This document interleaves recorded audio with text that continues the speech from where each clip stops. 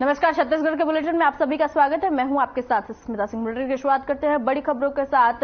छत्तीसगढ़ प्रदेश Congress committee के पूर्व अध्यक्ष मोहन मरकाम के मंत्री पद ग्रहण करने के बाद सभी संभागों में जाकर समीक्षा बैठक ली है और इसी कड़ी में वे सरगुजा संभाग के दौरे पर रहे। वहां उन्होंने कार्यकर्ताओं से क्षेत्र की समस्या को जाना, साथ ही समीक्षा बैठक की और जानकारी भी साझा की है।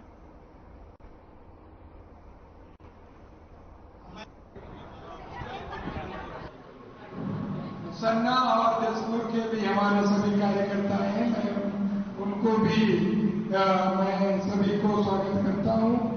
आप सबके आशीर्वाद से संगठन का 4 सालों तक दायित्व निभाया।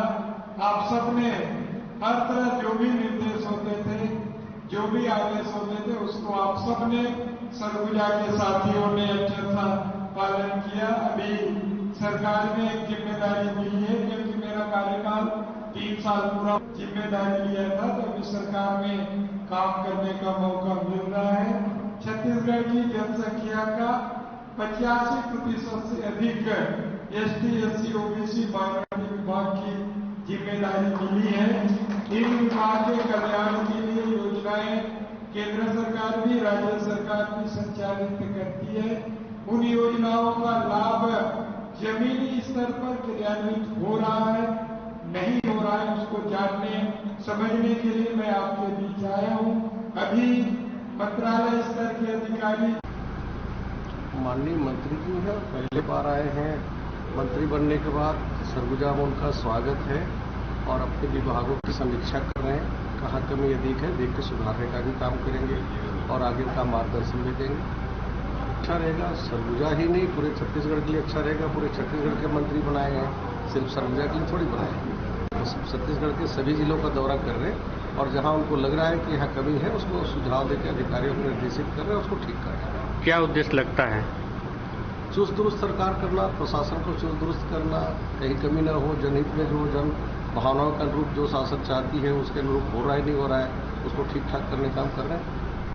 मोहन मरकाम जी 4 साल तक हमारे प्रदेश के कांग्रेस के बहुत ही ऊर्जावान अध्यक्ष रहे और उनके कार्यकाल में कांग्रेस संगठन ने नई ऊंचाइयां को छुआ और 3 साल बाद उनका कार्यकाल समाप्त हो चुका था। 1 साल अतिरिक्त उन्होंने कार्य किया प्रदेश संगठन के रूप में। फिर सरकार में वो सभी शामिल हुए, सरकार में मंत्री के पद का दायित्व उनको मिला।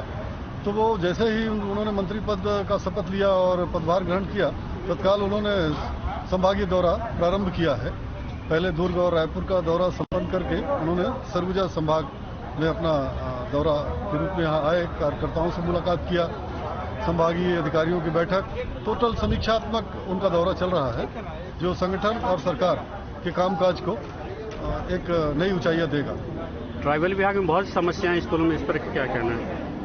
और ट्राइबल स्कूलों में समस्याएं हैं, इसी के लिए तो मंत्री महोदय का दौरा हो रहा है और वो नए सिरे से अपने तरीके से उनकी जो कार्यशैली है, बड़े पाबंद है वो समय के कार्य के, तो निश्चित रूप से वो समस्याओं को दूर करने में भी।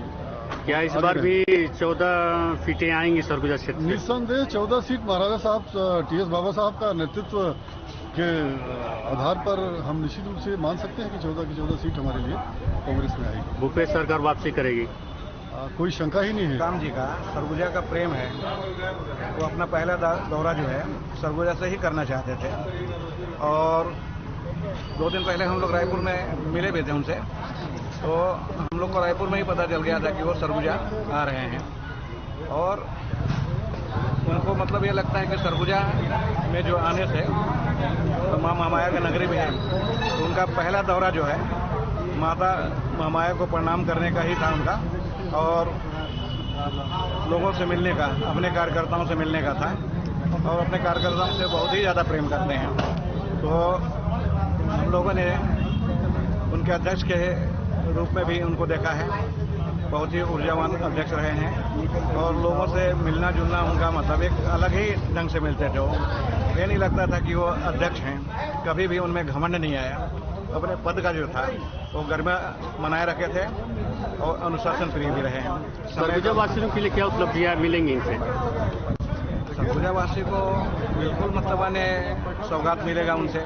आप अभी देखे होंगे, यहाँ पर रहे होंगे तो वो मतलब अपने कार्यकर्ताओं का जितने भी बात आया है उसको नोट कर रहे थे और मेरे को विश्वास है उसका निराकरण जरूर करेंगे। अभी समीक्षा बैठक हुई है, मरकाम जी आए थे, जिसमें हम सबको संगठन में मिलकर काम करना है और फिर से एक बार सरगुजा से 14 सीट हमको देना है। क्या सरगुजा वासी को उपलब्धियां दे सकते हैं मोहन मरकाम जी? जो काम बचे हुए हैं उस काम को वो पूर्ण करेंगे और उन्होंने कहा है कि हम ज्यादा से ज्यादा करने की कोशिश करेंगे। यानी मतलब सरकार वापसी करेगी? जी बिल्कुल। एजेंडा कुछ भी नहीं था,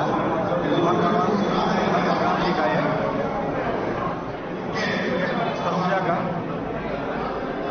दौरा था, सरगुजा से काफी प्रेम भी करते हैं और ये अचानक दौरा बना, जिसमें खाली उनका बस यही था कि कार्यकर्ताओं से आज पहला मीटिंग नहीं करना चाहते थे और उनका मन का बात जानना चाहते थे। बहुत सारी बातें मतलब हमारे कार्यकर्ता उनके सामने रखा है और उन्होंने आश्वासन दिया है कि उसका भी निराकरण जरूर करेंगे और जल्द करेंगे। अभी प्रदेश अध्यक्ष की जिम्मेदारी संभाल रहे थे और उस जिम्मेदारी को संभालते हुए इनका कार्यकाल भी पूरा हो गया था और अब छत्तीसगढ़ शासन में इनको प्राइवेट मिनिस्टर का दायित्व मिला है और मैं ये मानता हूँ कार्यकर्ताओं के बीच से ये आए हैं और कार्यकर्ताओं की तकलीफों को समझते हैं। उस आधार पर जिला कांग्रेस कमेटी की बैठक में सबसे पहले शामिल हुए और कार्यकर्ताओं से रूबरू हुए, उनके तकलीफों को सुनने का समझने का प्रयास भी किए और जानकारी लेकर वो समीक्षा बैठक में जा रहे हैं। और मैं ये मानता हूँ कि जानकारी लेकर जाने से बहुत ऐसी जानकारी उनको मिली है कि समीक्षा बैठक में भी काम कार्यकर्ताओं की मंशा के अनुरूप आम जनता की तकलीफों को जो कार्यकर्ताओं के माध्यम से जानकारी मिली, उस आधार पर जब वो सुधार कराने का प्रयास करेंगे तो और ज्यादा बदलाव हम लोगों को ट्राइबल डिपार्टमेंट में देखने को मिलेगा। वो अपने डिपार्टमेंट की समस्या को जानने के लिए आए। उन्होंने मेरी बहुत अच्छी तरीके से लोगों को बात को सुनी और उससे क्लियर करने की बात की। आज अभी वो निरीक्षण के लिए निकल रहे। रणनीति के अनुसार कांग्रेस सरकार वापसी करेगी? कांग्रेस निश्चित वापसी करेगी क्योंकि मैनिफेस्टो के हिसाब से करीब सारे कामों को उन्होंने कर दिया है। कुछ बिंदुएं बाकी है, उसको भी पूरा करने जाए। अपना परिचय बताइएगा। मैं सुधांशु कुमार गुप्ता। किस पद में है? महामंत्री जिला सरगुजा। अच्छा, अभी वर्तमान मोहन मरकाम जी आए, इस पर क्या लगता है आपको?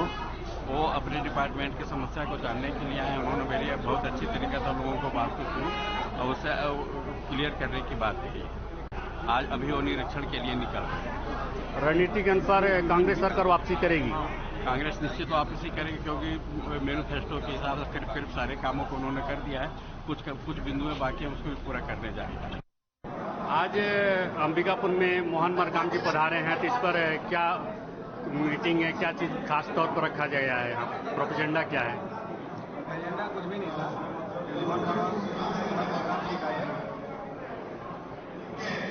सरगुजा का दौरा था, सरगुजा से काफी प्रेम भी करते हैं और ये अचानक दौरा बना, जिसमें खाली उनका बस यही था कि कार्यकर्ताओं से आज पहला मीटिंग नहीं करना चाहते थे और उनका मन का बात जानना चाहते थे। बहुत सारी बातें मतलब हमारे कार्यकर्ता उनके सामने रखा है और उन्होंने आश्वासन दिया है कि उसका भी निराकरण जरूर करेंगे और जल्द करेंगे। आने वाले समय कांग्रेस रिपीट करेगी? जी, आने वाले समय कांग्रेस रिपीट करेगी। सफी अहमद जी, वर्तमान में मोहन मरकाम जी आए हुए हैं अंबिकापुर में, इस पर क्या कहना है आपका? अभी प्रदेश अध्यक्ष की जिम्मेदारी संभाल रहे थे और उस जिम्मेदारी को संभालते हुए इनका कार्यकाल भी पूरा हो गया था और अब छत्तीसगढ़ शासन में इनको प्राइवेट मिनिस्टर का दायित्व मिला है और मैं ये मानता हूँ कार्यकर्ताओं के बीच से ये आए हैं और कार्यकर्ताओं की तकलीफों को समझते हैं। उस आधार पर जिला कांग्रेस कमेटी की बैठक में सबसे पहले शामिल हुए और कार्यकर्ताओं से रूबरू हुए, उनके तकलीफों को सुनने का समझने का प्रयास भी किए और जानकारी लेकर वो समीक्षा बैठक में जा रहे हैं। और मैं ये मानता हूँ कि जानकारी लेकर जाने से बहुत ऐसी जानकारी उनको मिली है कि समीक्षा बैठक में भी काम कार्यकर्ताओं की मंशा के अनुरूप। खबर बिलासपुर से है, जहां भारतीय जनता पार्टी के विधायक रजनीश सिंह और डॉक्टर कृष्णमूर्ति बांधे ने योजना के विस्तार से जानकारी देते हुए बताया कि भारतीय किसानों को नैनो टेक्नोलॉजी का लाभ दिलाना है और साथ ही बताया कि सब्सिडी को कम करने और पूरे देश में सभी किसानों को एक साथ उन्नत खाद और पोषण तत्व उपलब्ध कराने की योजना बनाई है और कहा कि इस एकत्रित योजना का नाम है प्रणाम।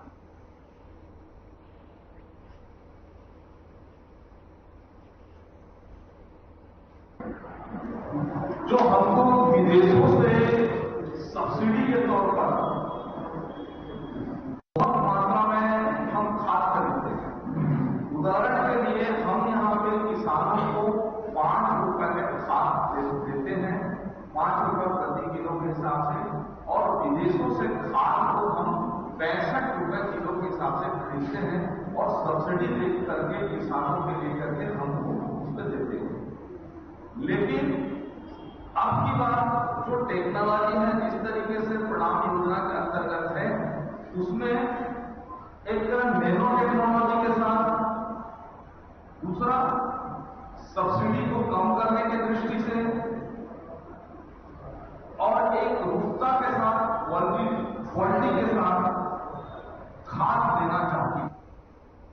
अब खबर रायपुर से है, जहां छत्तीसगढ़ के राज्यपाल विश्वभूषण हरिचंदन आज मंगलवार को राजभवन में राज्य के सभी शासकीय विश्वविद्यालय के शैक्षणिक गतिविधियों, अनुसंधान कार्य एवं अन्य कार्यों की समीक्षा किया और इसमें सभी विश्वविद्यालय के कुलपतियों को बुलाया गया और बैठक में उच्च शिक्षा विभाग के वरिष्ठ अधिकारी, सभी शासकीय कर्मचारी भी मौजूद रहे। बैठक में उच्च शिक्षा विभाग के वरिष्ठ अधिकारी, सभी शासकीय विश्वविद्यालय के कुलपति उपस्थित रहे और बैठक में राष्ट्रीय शिक्षा नीति 2020 के क्रियान्वयन की स्थिति, नैक द्वारा विश्वविद्यालयों एवं संबद्ध महाविद्यालयों के मूल्यांकन की स्थिति, ग्रेडिंग और संस्थानों द्वारा नेक ग्रेडिंग सुधारने के लिए किए जा रहे प्रयासों की भी समीक्षा की।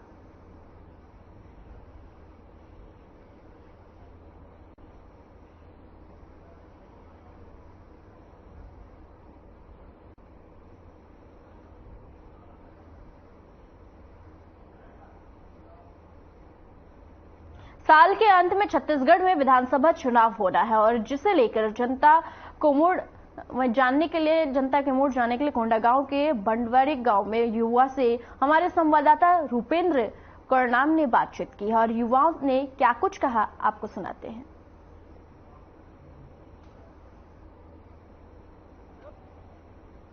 महंगाई बहुत ज्यादा है। आज टमाटर का भाव बिकिस 120। आप मन हर हफ्ता बाजार करते हो? हाँ। तो कतका में आप मन के बाजार हो जाते? 1000-1200 हर सप्ताह। 1000 के सामान में आप मन के एक हफ्ता गुजर जाते? नहीं गुजरे।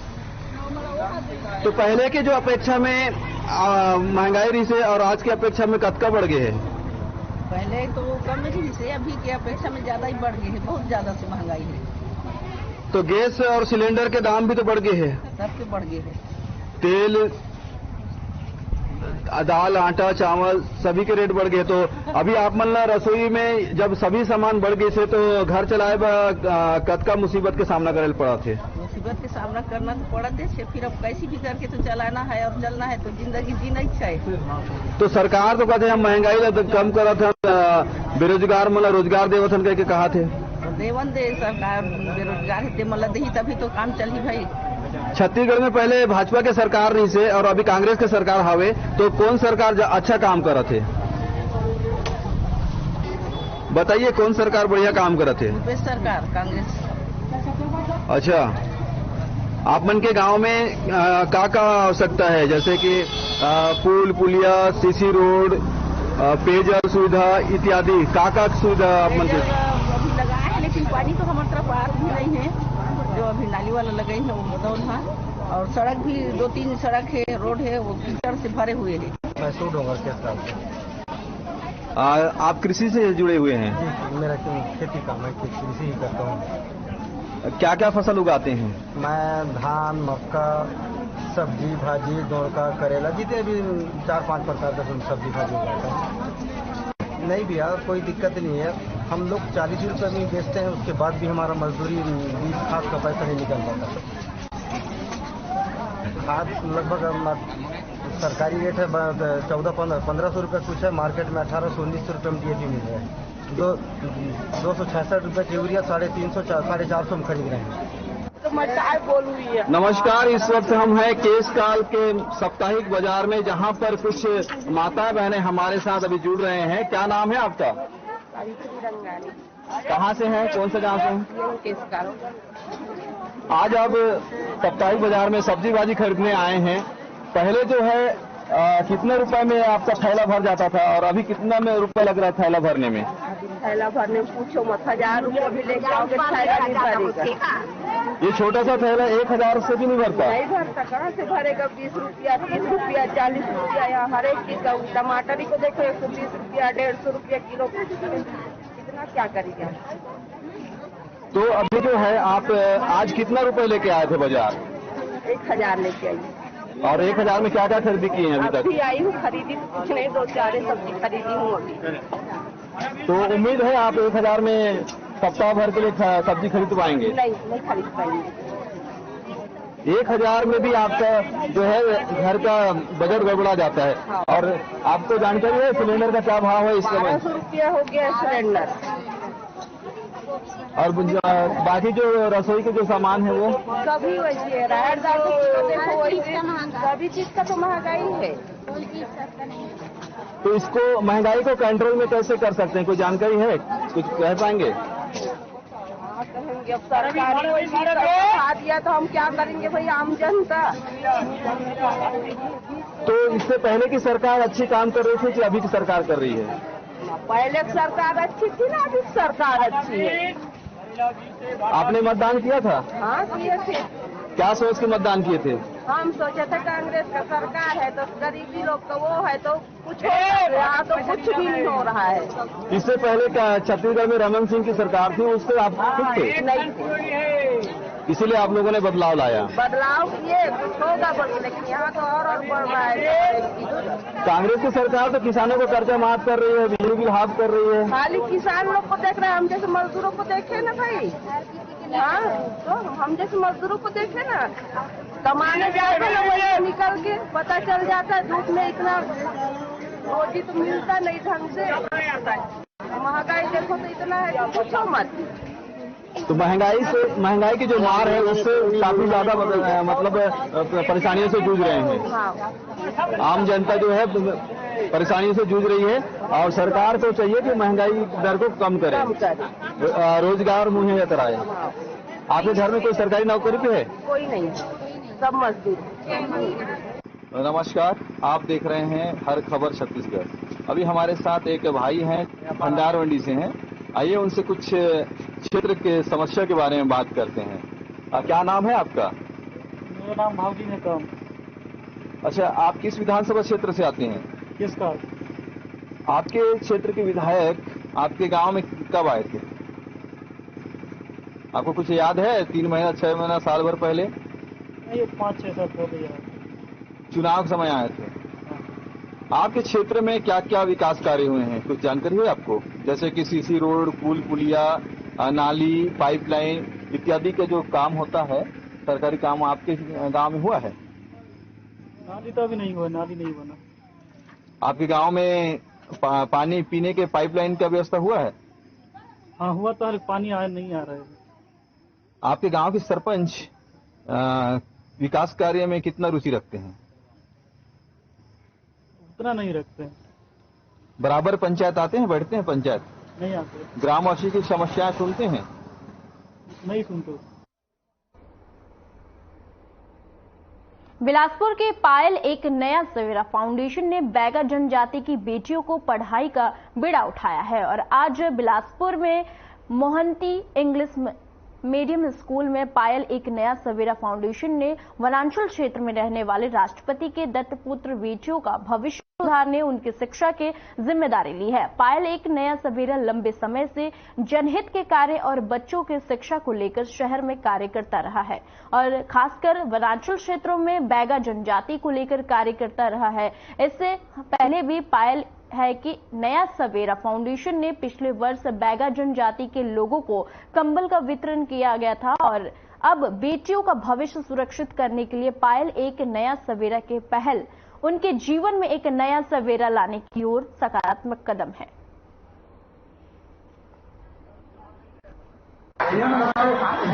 सभी जानते हैं कि शिक्षा पे सभी का अधिकार है और हम बैगा जनजाति के लिए पहले भी नवंबर में जैसे ठंड में उनके 300 परिवार के 500 लोगों के लिए कंबल स्वेटर हमने किया था। जैसे ही हमारे पास मोहंती स्कूल से आई थी इन बच्चों को फीस की ज़रूरत है, तो हमने सोचा कि बिल्कुल हमें ये फीस देनी चाहिए और फीस के साथ साथ हम इन बच्चों की स्कूल यूनिफॉर्म और शूज़ वगैरह का भी इंतजाम कर रहे हैं। तो जिस जनजाति की जिम्मेदारी राष्ट्रपति ने उठाई है, तो वो जो सारी सुविधाएं हैं इनको उपलब्ध कराने के लिए आप कोई प्रयास कर सकते हैं? आप जैसे कि हम सभी जानते हैं कि जो गवर्नमेंट स्कीम्स रहती है उनको लेने में बहुत वक्त लगता है, तो बच्चों का साल बर्बाद ना हो, हम ज़रूर इस पर प्रयास करेंगे कि उनको जो गवर्नमेंट की स्कीम है उनसे भी लाभ हो, पर इनिशियल अभी जो हमसे बन पा रहा है वो हम करना चाह रहे हैं। बच्चों को शिक्षा के लिए जो आवश्यक सामग्री है उसके अलावा वातावरण भी चाहिए होता है, कैसे उपलब्ध कराएंगे? यहाँ पे जो अभी हम लोग प्लांटेशन का आगे प्लान कर सकते हैं, बच्चों को एक ग्रीनलीनेस पे हम इनको अवेयर कर सकते हैं, आगे यहाँ पे कैंपेन लगा सकते हैं ताकि बच्चे खुद ही, क्योंकि हर चीज़ गवर्नमेंट की जिम्मेदारी नहीं है, स्वयं नागरिक की भी जिम्मेदारी है कि वो आगे स्वच्छ, खुद भी स्वच्छ रहें और आगे अपना पूरे पर्यावरण को भी स्वच्छ रखें। पायल नया सवेरा फाउंडेशन का मैं बहुत बहुत धन्यवाद करती हूँ। बैगा जनजाति के 5 छात्राएं हमारे स्कूल में पहली बार बैगा जनजाति के छात्र हमारे स्कूल में एडमिशन लिए हैं और हमें हर्ष है कि इस फाउंडेशन द्वारा बहुत ही अधिक मदद की जा रही है। बच्चे भी उत्साहित हैं ताकि वे अच्छे से पढ़ सकें, इसके लिए वे बहुत हर्ष महसूस कर रहे हैं और साथ ही साथ शाला परिवार की ओर से मैं फाउंडेशन का बहुत बहुत धन्यवाद अदा करता हूं। ये एक संरक्षित जनजाति है जिसके लिए सरकार की पूरी स्कीम है, इस स्कूल में इनको फायदा क्यों नहीं मिल रहा उसका? प्रथम बार इन्होंने एडमिशन लिया है, जो भी अगर सुविधा मिलेगी सरकार से हम पूरा प्रयास करेंगे कि इनको पूरा सहयोग सरकार की तरफ से जो दिया जा रहा है वो मिल सके, पूरा लाभ इनको मिल सके। मेरा नाम श्रीमती अंजना लाल है, मैं मोहंती स्कूल की प्राचार्य। सभी जानते हैं देशों में हर किसी का अधिकार है, फायदे किया मेरा वैसे फाउंडेशन में यही प्रयास है कि कोई भी बच्चा शिक्षा से वंचित न रहे, तो इसीलिए आज मोहंती स्कूल से हमारे पास आया था कि 5 बच्चियों हैं जो बैगा जनजाति की बच्चियाँ हैं जिनकी फीस भरनी है, तो हमने तुरंत ही ये डिसाइड किया कि आज यहाँ पे आके बच्चियों की फीस भरेंगे। सुकमा जिले में महीने भर में दूसरी बार नाबालिग से दुष्कर्म का मामला सामने आया है। अब इस मामले पर आदिवासी समाज और बीजेपी कार्यकर्ताओं ने हॉस्टल के बाहर प्रदर्शन किया है। वहीं कुछ ग्रामीण अपने बच्चों को आश्रम से वापस घर ले जाते दिखे और परिजनों का कहना है यहां हमारी बच्ची सुरक्षित नहीं है।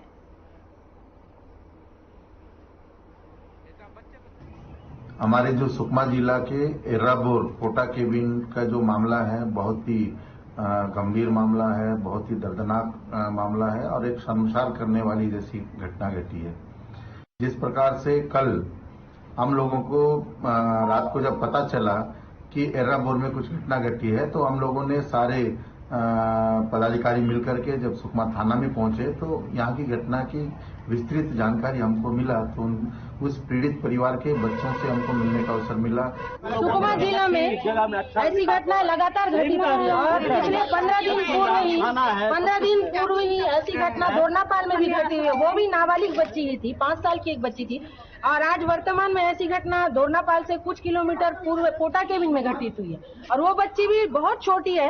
और हॉस्टल के अंदर मैं खुद स्वयं गई थी और सभी छोटे छोटे बच्चों से मैं जाकर पूछी, छोटे छोटे बच्चे इतने ज्यादा डरे हुए हैं, तो मैं खुद भी इतनी भावुक हो रही हूँ, रोना आ रहा है कि ना छोटे छोटे बच्चे रो रहे हैं और बोल रहे हैं कि हमको यहाँ नहीं रहना मैडम, हम जाना चाहते हैं।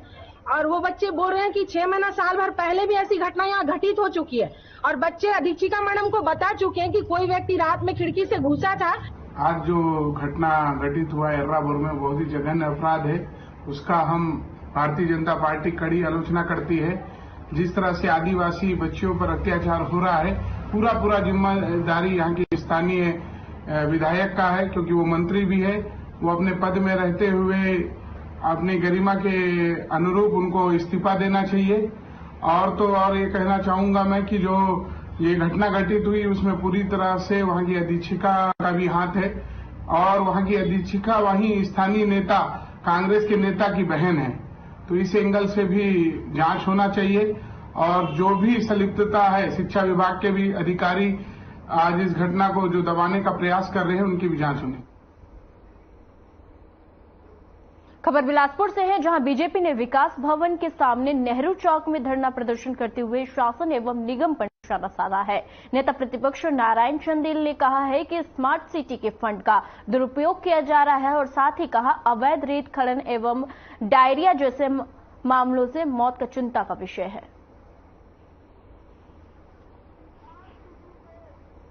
जब ये स्मार्ट शहर में घोषित हुआ तो बिलासपुर की जनता गौरवान्वित महसूस कर रही थी कि 100 शहरों में एक शहर हमारा बिलासपुर हो। और जब हमारी सरकार थी, हमने कुछ एरिया बेस्ड डेवलपमेंट एबीडी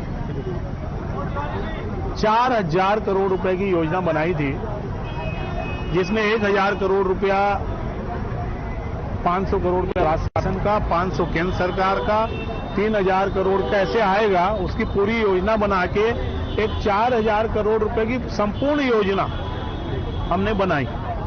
लेकिन देखिए, पूरे छत्तीसगढ़ प्रदेश में भारतीय जनता पार्टी के द्वारा स्थानीय मुद्दों को लेकर, स्थानीय जन समस्याओं को लेकर के धरना प्रदर्शन